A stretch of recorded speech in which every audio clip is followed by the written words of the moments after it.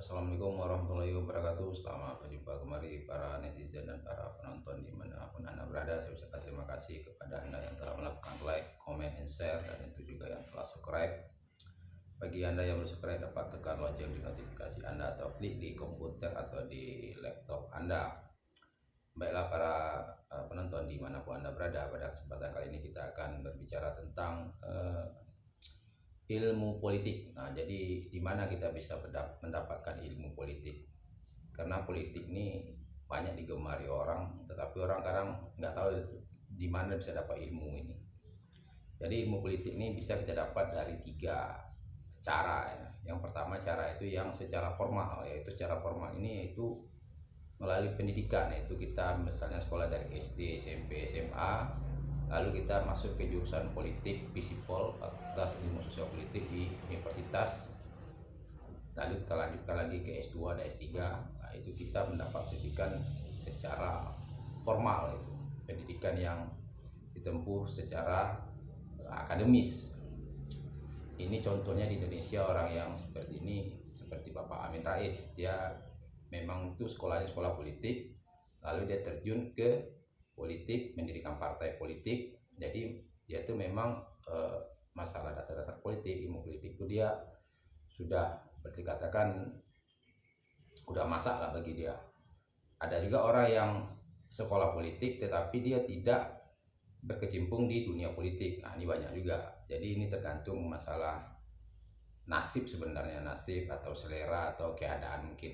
Jadi mungkin orang ada sekolah politik tetapi dia tidak terjun ke dunia politik. Jadi kalau di Indonesia ini orang yang pendidikannya formal dunia politik lalu terjun ke politik, contohnya Pak Amin Rais. Itu pendidikan formal ya. Sekarang ada pendidikan yang sifatnya non formal. Pendidikan non formal ini pendidikan yang didapat di luar sekolah. Nah, ini contohnya kita ikut pelatihan, ikut organisasi, masuk partai politik. Ini juga kita bisa mendapat ilmu di sana. Contohnya orang yang seperti ini berhasil itu seperti Pak Akbar Tanjung. Pak Akbar Tanjung itu sebenarnya dia sekolah jurusan teknik dulu untuk kuliah. Tetapi dia sewaktu mahasiswa itu udah aktif di berbagai organisasi sehingga dia masuk ke partai politik dan menjadi seorang politikus. Jadi walaupun dia tidak sekolah politik secara formal, tetapi dia punya pengalaman yang banyak di organisasi dan di partai politik itu sendiri, sehingga dia bisa berhasil di politik. Yang ketiga ada ilmu yang didapat secara informal. Ilmu informal ini adalah ilmu yang didapat dari keluarga. Jadi kalau orang tuanya itu, keluarganya itu udah politik dulu, berkemungkinan anaknya itu untuk terjun ke dunia politik itu agak gampang.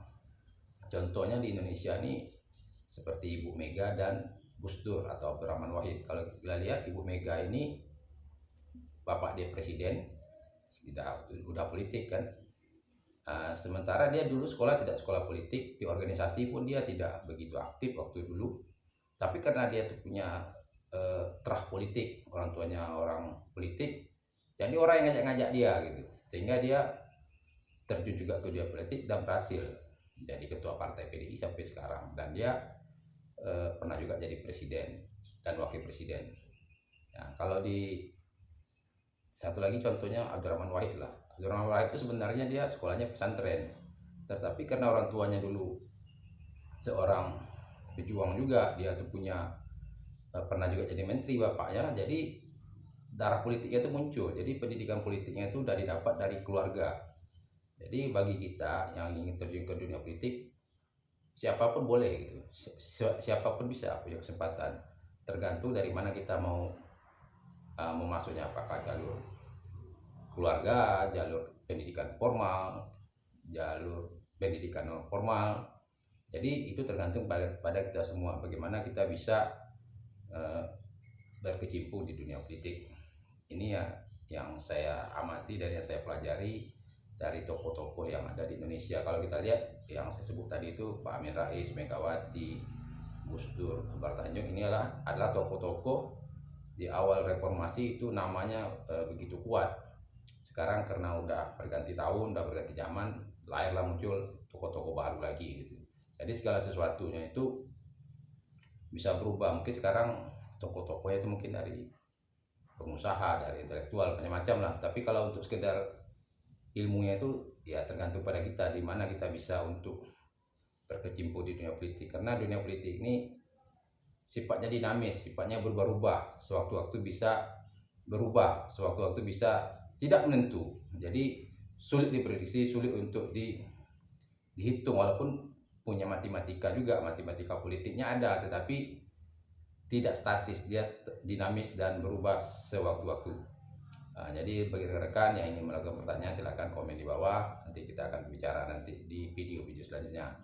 Akhirul kalam, assalamualaikum warahmatullahi wabarakatuh.